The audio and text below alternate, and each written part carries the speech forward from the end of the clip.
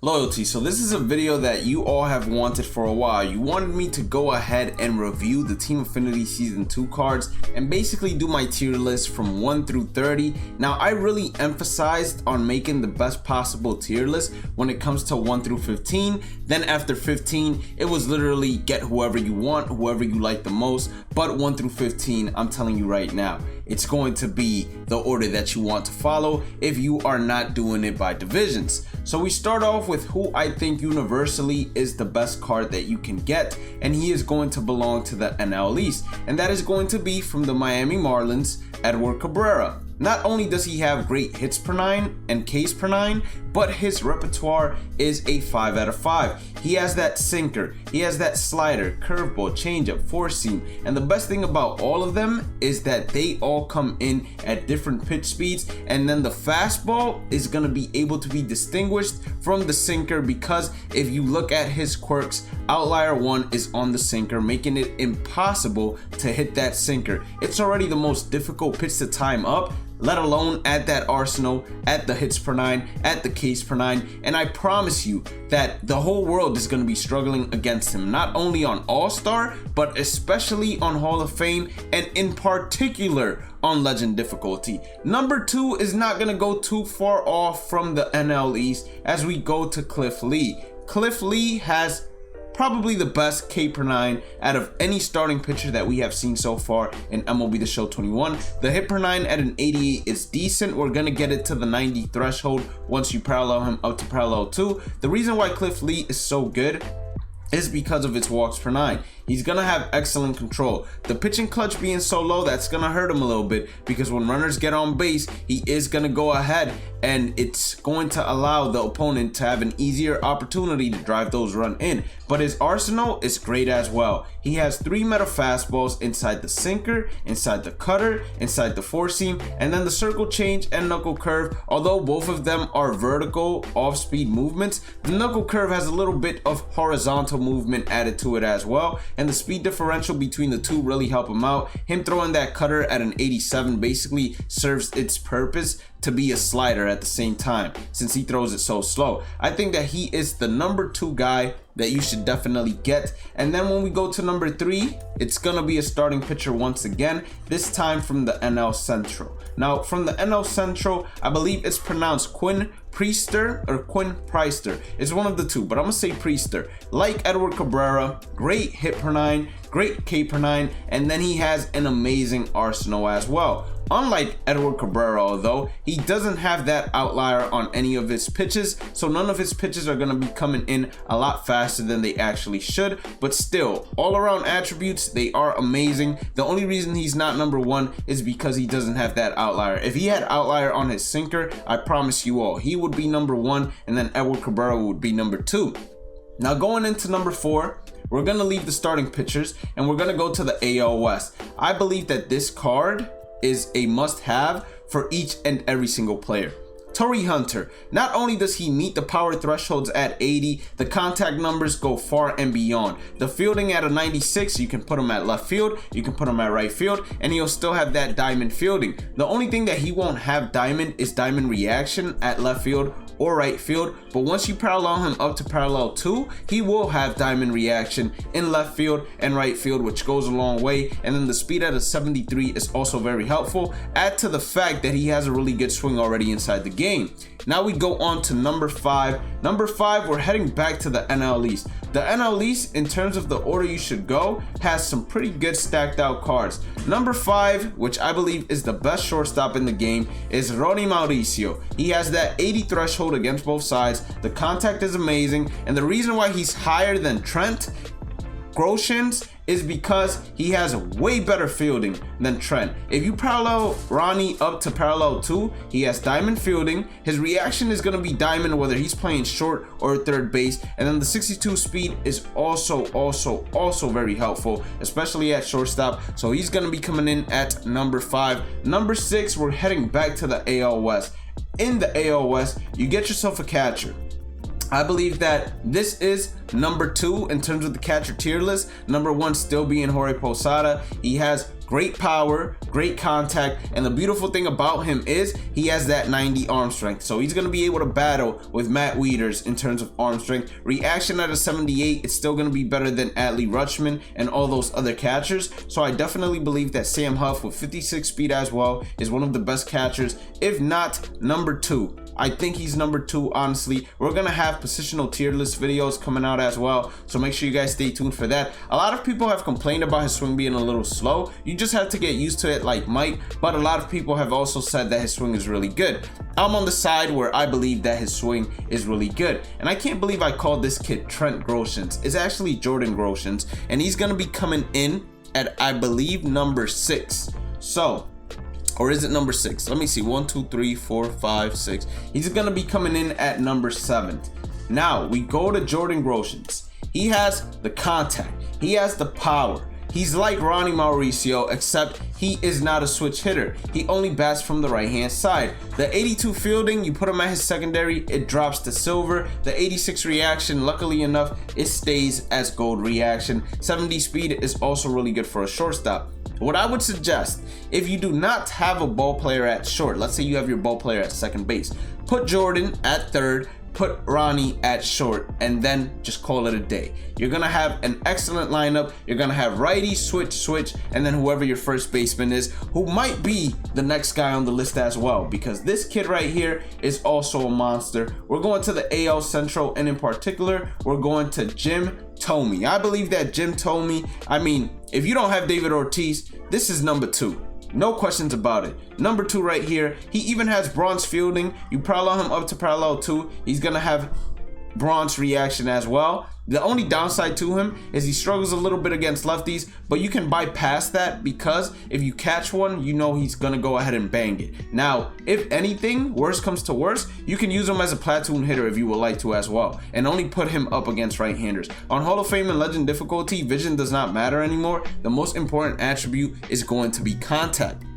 Up next, we're going back to the AL West, and in the AL West, we have a really good starting pitcher who I expected to be a lot higher, but unfortunately he's not a lot higher because his hits per 9 is really low, so he's going to be getting rocked. The K per 9 is good. At a 93, it's good. His arsenal is also good. He does not have any outlier, although I really like the speed differentials between the 12-6 and the changeup in particular, since they normally have the same movement, and then the slider is also a really good pitch. In general, this Roy Oswalt card is going to be a really good card, and that's why he makes the cut inside the top 10, I believe. 6, 7, 8, 9. Yes, he's number 9. So at number 10, I might be getting the numbers mixed up because I got this on Excel and it's usually one number before it, so I'm gonna remember that. At number 10, we're going back to the AL Central, and in the AL Central we have a left-handed starting pitcher that throws flames. Basically, we got Garrett Crochet.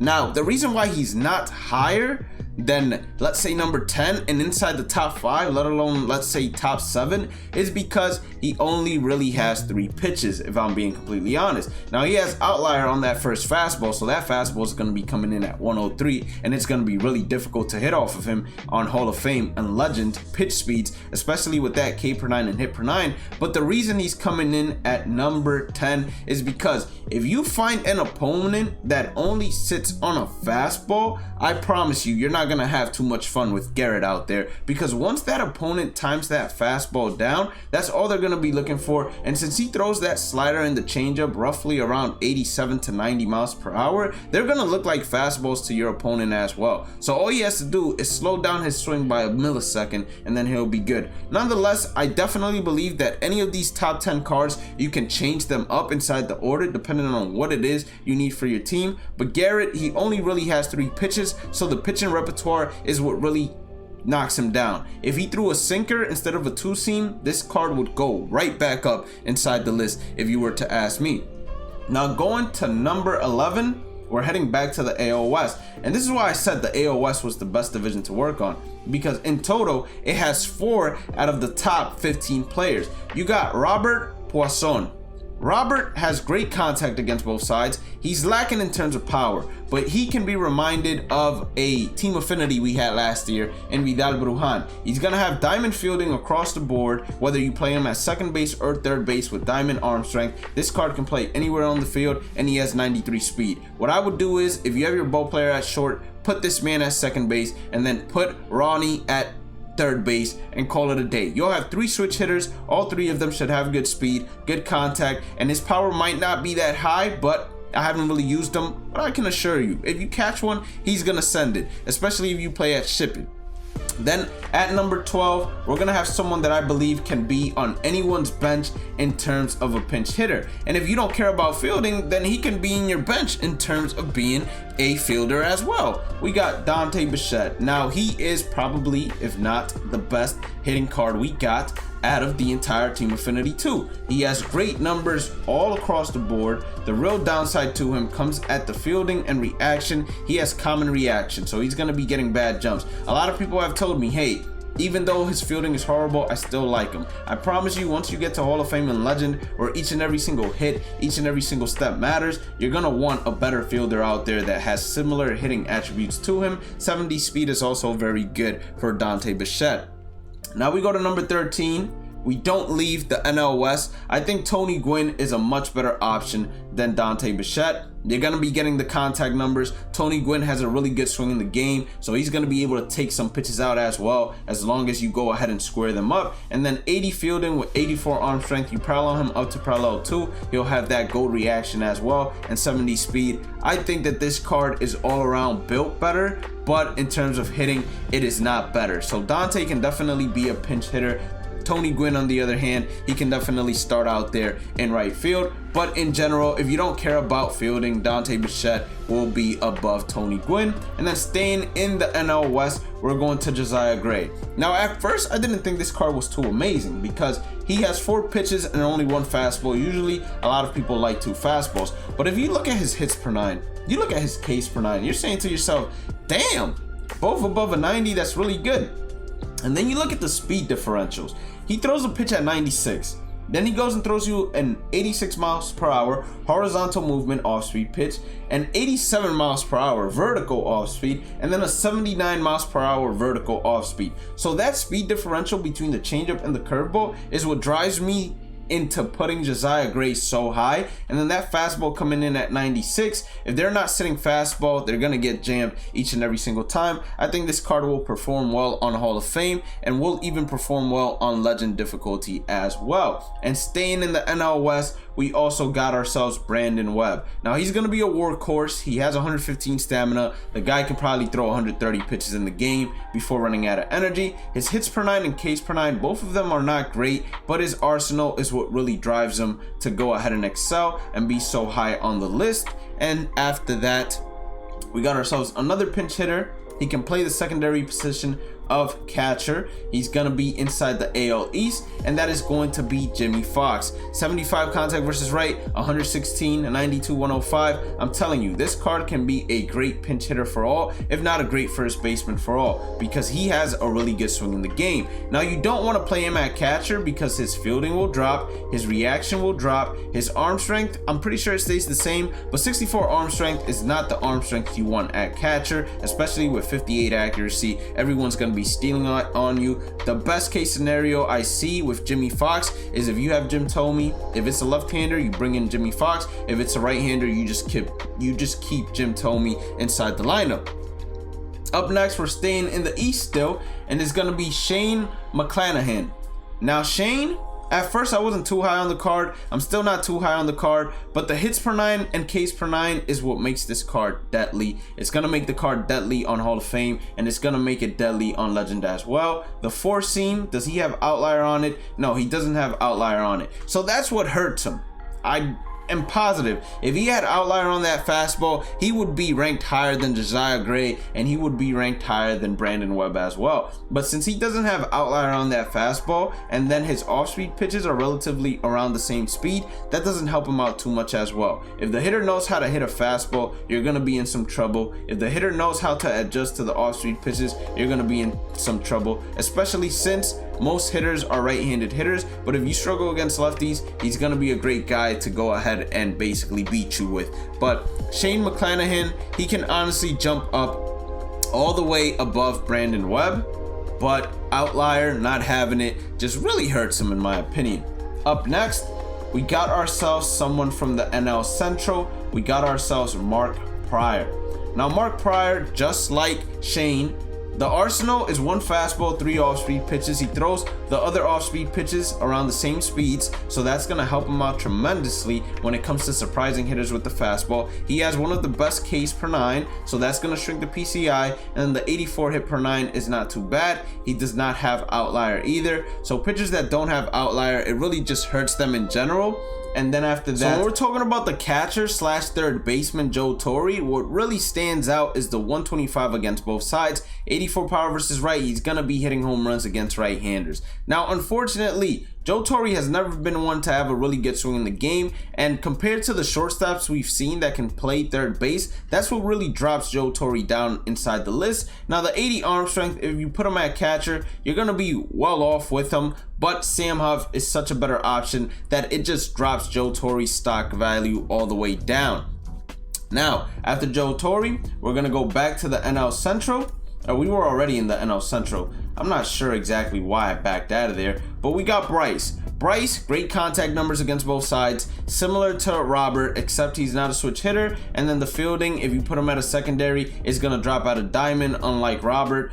Poisson, just in case you guys are wondering. And then the 89 reaction, you're gonna have to parallel him up to 1 in order to have it diamond, but he is gonna have really good speed, etc. But with the shortstops we already have on the list and the secondaries that they play, that's what also tanks Bryce's tier list number down as well. After Bryce, we're gonna go to the NL West once again, and we're gonna go to Willie Mays. Willie Mays, not a bad card to actually go ahead and select if you absolutely need a center fielder right now. He doesn't have the best contact versus left-handers, but just like Jim Thome, I don't know why I said Jimmy, he makes it up with the power numbers. He's gonna have gold fielding, diamond reaction, 78 speed. All of those are usable for center field. Willie Mays usually has a harder swing for you to adjust to, so that also tanks him. And then we're gonna go to first base. In first base, we already have lefties that are a lot better than Lou Gehrig, and I expected Lou Gehrig to have an amazing card. Unfortunately, he didn't have an amazing card, and they really did him dirty in my opinion, especially against left-handers. I wanted to see him have above 80 against both sides. It would have made him a way better card, and it would have at least allowed him to compete with Jim Thome. The only thing that allows him to compete with Jim Thome, if you really look at it, would be his fielding and reaction, but for first base, none of that really matters. And then we're staying in the AL East. If you still need a shortstop, despite seeing all these other shortstops ranked higher, you have Rupen Jr, who's great against left-handers, has diamond fielding but gold reaction.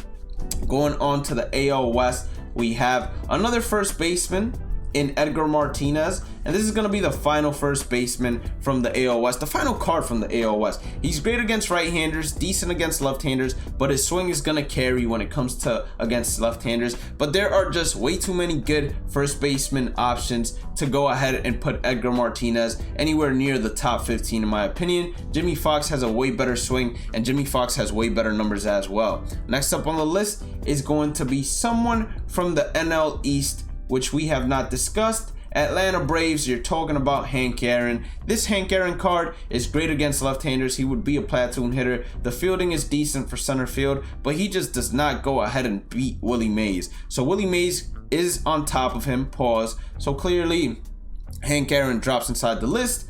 We go now to the AL Central, a card that we haven't really talked about much, and that is going to be Johnny Damon. Johnny Damon, he's gonna have great contact numbers.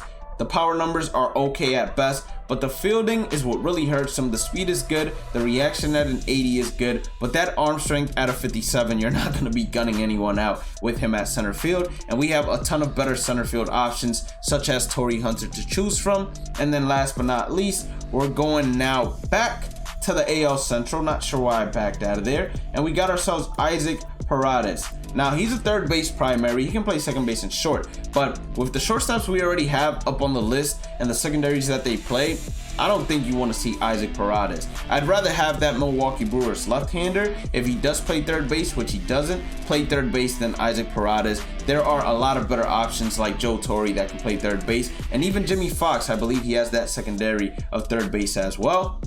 And then last but not least, we're going back to the NL Central, and in the NL Central, I expected this to be the worst card, and I wasn't surprised. It's Johnny Bench. The hitting, he's great against left-handers. Versus right-handers, he's decent. Yes, he has great arm strength and great blocking, but blocking doesn't matter. 76 reaction is pretty bad in terms of pop time. Comparing him to Sam Huff in terms of hitting attributes, you would want that reaction to be a lot higher. But in general, I just think Johnny Bench is the worst card. You have a ton of better options at catcher, whether it's primary or secondary. And that is my rankings tier list 1 through 30. If you guys did end up enjoying that, make sure y'all hit that like button, red subscribe button, turn on the channel notifications. If you want to join the Discord or follow me on all my socials, go ahead and click on the links inside the description and turn on the notifications as well. If you would like to become a loyalty member, I also have that inside the description. Check out the community tab, playlist section, and home section. You will see my other YouTube channels, all the playlists we have, and a chance to interact with me there as well. Have a blessed day and night. Stay positive, stay safe, stay blessed, and I will catch you all on the next one. Peace out.